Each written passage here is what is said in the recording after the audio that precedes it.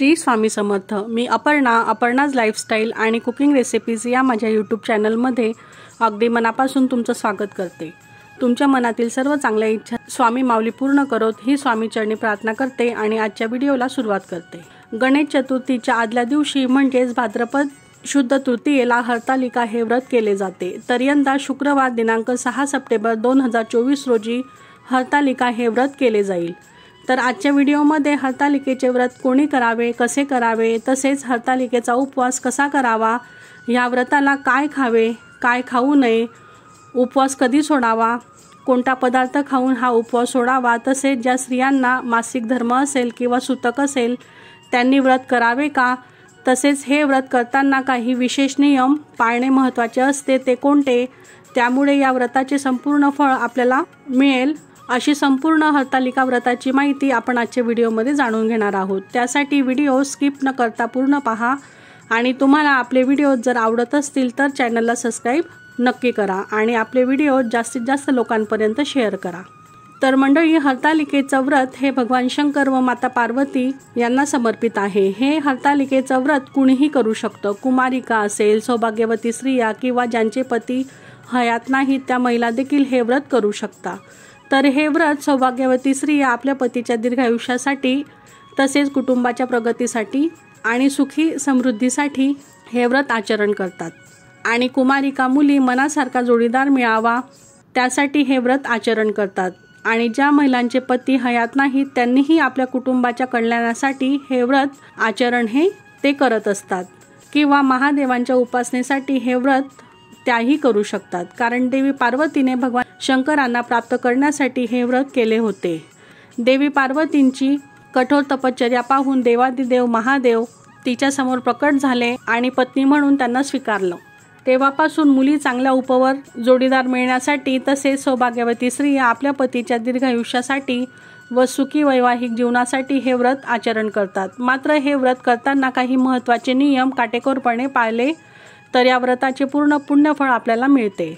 हरतालिकेचं व्रत एकदा जर आपण सुरू केलं तर ते मध्ये सोडता येत नाही। एकदा का आपण उपवास करायला घेतला तर तो आपल्याला शक्य होईल तोपर्यंत हा उपवास आपल्याला करायचा आहे। हा उपवास खरं तर निर्जळी केला जातो। निर्जळी म्हणजे या उपवासाला पाणी सुद्धा पित नाहीत, पण आताच्या पिढीला निर्जळी उपवास करणे शक्य होणार नाही, कारण आता पूर्वीप्रमाणे दिवस हे राहिले नाहीत। स्त्रियांना भरपूर त्यांचं शेड्यूलही पूर्ण बिझी असतं, म्हणजे नोकरी करणाऱ्या असतील किंवा घरी गृहिणी असतील त्यांनाही मुलांची तयारी असेल, बाकीचे घरातली कामं असतील, त्यामुळे आता तर ते अजिबात शक्य होत नाही। तसं पूर्वी एवढं काही नव्हतं। देवी पार्वतींनी जंगलात राहून कठोर तपश्चर्या करून जंगलातील फक्त पानं खाऊन हे व्रत आचरण हे केलं होतं, पण आपल्याला एवढं शक्य होणार नाही आणि त्याहीपेक्षा श्रद्धेला महत्त्व आहे। आपण एखादी गोष्ट मनापासून केली तर ती देवापर्यंत नक्कीच पोचते। सतीयुगात ते शक्य होतं, पण आता प्रत्येकालाच आपल्या तब्येतीनुसार हे सर्व करणं शक्य होत नाही, त्यामुळे तुम्ही दूध फळे खाऊन हा उपवास करू शकता।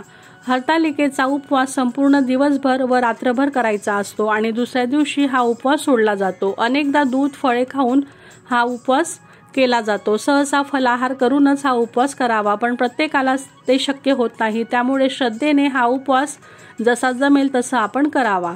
अनेक जण महादेवांच्या उपवासाला तिखट मीठ खात नाहीत, तर त्यांनी साबुदाण्याची खीर म्हणा किंवा रताळ्याची खीर किंवा रताळ्यांचे गोड काप असे पदार्थ हे ते खाऊ शकता। शक्य असल्यास फक्त फळे आणि गोड पदार्थांचे सेवन करूनच हा उपवास केला जातो। गोड पदार्थांमध्ये पण ते पदार्थही उपवासाचेच असायला हवेत। मात्र या उपवासाला भगर ही खाल्ली जात नाही। अनेक ठिकाणी महादेवांच्या उपवासाला भगर ही खाल्ली जात नाही, म्हणजेच महाशिवरात्री असेल, श्रावणी सोमवार असतील, तसेच हरतालिका असेल, अशा प्रकारच्या उपवासाला बऱ्याच ठिकाणी भगर ही खाल्ली जात नाही, त्यामुळे भगर खाणं आपण टाळावं। त्याऐवजी तुम्ही ड्रायफ्रूट्स असेल, खजूर, दूध यांचे सेवन तुम्ही करू शकता। हा उपवास दिवसभर व रात्र पूर्ण करायचा असतो, पण अनेकांना तेवढंही शक्य होत नाही। काहीतरी पोटभरीचे खायचे असेल तर तुम्ही मग साबुदाणा खिचडी खाल्ली तरीही चालेल। शेवटी भाव आणि श्रद्धा ही महत्त्वाची आहे। या दिवशी मनोभावे महादेवांची पूजा आराधना आपण करावी आणि मग थोड्या वेळाने तुम्ही साबुदाणा खिचडी म्हणा किंवा गोड पदार्थही खाल्ले तरीही चालेल। प्रत्येक भागानुसार व्रत पद्धती ही वेगवेगळी असू शकते। भाग बदलला की जशी भाषा बदलते त्याप्रमाणे थोड्याफार फरकाने व्रत पद्धती या बदलू शकतात। तुमच्याकडे जशी पद्धत असेल तसं तुम्ही व्रत आचरण हे करावं, पण जे काही खायचे असेल ते हरतालिकेची पूजा झाल्यावरच आपण ग्रहण करावं। या दिवशी अनेक स्त्रिया सूर्योदयापासून चंद्रोदयापर्यंत कठोर उपवास करतात। या काळात अन्न पाणी सुद्धा वर्ज्य ते करत असतात किंवा काही ठिकाणी फळं, ड्रायफ्रुट्स असे सात्विक पदार्थही खाल्ली जातात। पण या दिवशी तामसी अन्नपदार्थ पूर्णपणे टाळावेत, जसं की कांदा, लसूण, मांसाहार करणं प्रकर्षाने आपण टाळावं। व्रत करण्याच्या 1 दिवस आधी तामसी भोजन करू नये। हे व्रत करताना आपलं संपूर्ण घर स्वच्छ असावं, घराची साफसफाई केलेली असावी, कारण हे व्रत विधीपूर्वक करण्याचा नियम आहे। हरतालिकेचं व्रत फार उशिरा करू नये। पहाटे लवकर उठून स्नानादी करून व्रताला सुरुवातही करावी। हे व्रत निर्जला करण्याला फार महत्त्व आहे। पण कठोर व्रत करणारे या दिवशी पाणी देखील पित नाहीत, परंतु शरीराला जे झेपेल तसं आपण हे व्रत आचरण हे करावं। आजारी असेल किंवा गर्भवती स्त्रिया असतील यांनी आपापल्या परीने जसं जमेल तसं हे व्रत आचरण हे करावं। ज्यांची लहान मुलं असतील किंवा ज्या गर्भवती महिला आहेत त्यांनी खाऊन पिऊन उपवास केला तरीही चालेल, त्यांच्यासाठी कुठलाही नियम हा नाही। शेवटी भाव तिथे देव। तसेच या व्रतावेळी ज्या महिलांना मासिक धर्म असेल किंवा ज्यांना सूतक पडलेलं असेल तर त्यांनी उपवास नक्की करावा, पण व्रताची पूजा मांडणीही करू नये। मात्र हरतालिका कथा तुम्ही यूट्यूबवर किंवा गुगलवर ऐकू शकता किंवा कुणी वाचत असेल तर तीही तुम्ही ऐकावी। हरतालिका व्रताची कथा ऐकल्याने संपूर्ण व्रताचे फळ हे मिळते। या दिवशी व्रत करणाऱ्यांनी खोटं बोलणं, कुणाचं मन दुखावेल असं आचरण हे करू नये, कुणाचाही अपमान करू नये। या व्रता आचरणादरम्यान ईर्ष्या, राग, क्रोधापासून दूर राहावं, कुणाविषयीही वाईट चिंतन करू नये असं सांगितलं जाते। तसेच कुणालाही शिव्याशाप देऊ नये, कुणाचाही अपमान होईल असं बोलू नये, तसेच आपल्या मुखातून वाईट शब्द हे काढू नयेत। या गोष्टींची आपण प्रकर्षाने काळजीही घ्यावी। आपलं आचरण शुद्ध आणि सात्विक हे ठेवावं, तर या व्रताचे शुभ फळ आपल्याला नक्कीच हे प्राप्त होतं, यात काही शंकाच नाही। हरतालिकेचं पूजन करताना प्रथम श्री गणेशांची पूजा आपण करावी। असं मानलं जाते की प्रथम गणेश पूजन केल्याने आपली पूजा ही अडथळ्यांशिवाय पूर्ण होते, कारण ते विघ्नहर्ता आहेत, ते कोणतेही विघ्न आपल्या पूजेमध्ये येऊ देत नाहीत, त्यामुळे आपली पूजा चांगली व पूर्ण ही मानली जाते। हरतालिकेची कथा आपण नक्कीच वाचावी किंवा ती ऐकावी। तसेच या व्रतादरम्यान काही काम महिलांनी करणं टाळावं। या दिवशी काळे वस्त्र अजिबात परिधान करू नयेत, पूजेमध्ये तर ते आपण अजिबात घालू नयेत, कारण हा रंग पूजेदरम्यान शुभ मानला जात नाही। ही पूजा महादेवांना समर्पित आहे, म्हणून या पूजेला शक्य तेवढे आपण पांढरी वस्त्रही परिधान करावीत, त्यामुळे व्रताचं पूर्ण फळ आपल्याला मिळेल।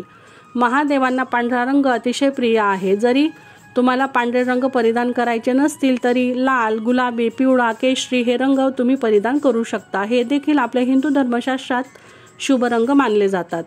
व्रत करणाऱ्या महिलांनी क्रोध व रागापासून दूर राहावं, आपल्या भावनांवर संयम ठेवावा, याचे पालन आपण नक्कीच करावं। आणि हरतालिकेचा उपवास हा दुसऱ्या दिवशी म्हणजेच गणेश चतुर्थीच्या दिवशी सोडला जातो, तर या दिवशी सकाळी लवकर उठून उत्तर पूजाही करावी। तर काही ठिकाणी दूध व कानुलांचा नैवेद्यही दाखवला जातो, तर काही ठिकाणी दूध साखरेचा नैवेद्यही दाखवला जातो।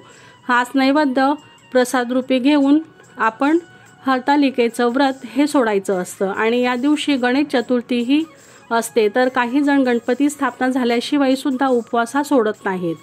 तर मग श्री गणेश स्थापना झाल्यावर जो सात्विक नैवेद्य आणि मोदक आपण बनवले असतील तर ते आपण नैवेद्य दाखवून मग त्यावरच हा उपवास सोडावा। फक्त सात्विकतेला अधिक प्राधान्य हे द्यावं आणि हा उपवास आपण सोडावा। त्याचप्रमाणे या दिवशी उपवास सोडताना शिळे अन्न, आंबट पदार्थ, तामसिक पदार्थ हे अजिबात सेवन करू नयेत।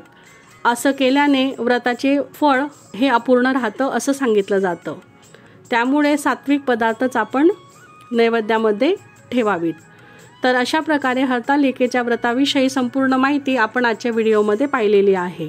आणि लवकरच प्रत्यक्ष हरतालिकेची पूजा कशी करावी याचाही व्हिडिओ आपल्या चॅनलवर अपलोड हा केला जाईल, तोही तुम्ही निश्चितच पाहावा। तर कसा वाटला आजचा व्हिडिओ, आजची माहिती कमेंट करून नक्की सांगा आणि अशाच माहितीपूर्ण व्हिडिओसाठी चॅनलला सबस्क्राईब नक्की करा। तुमचे काही प्रश्न असतील तर ते तुम्ही विचारू शकता। श्री स्वामी समर्थ।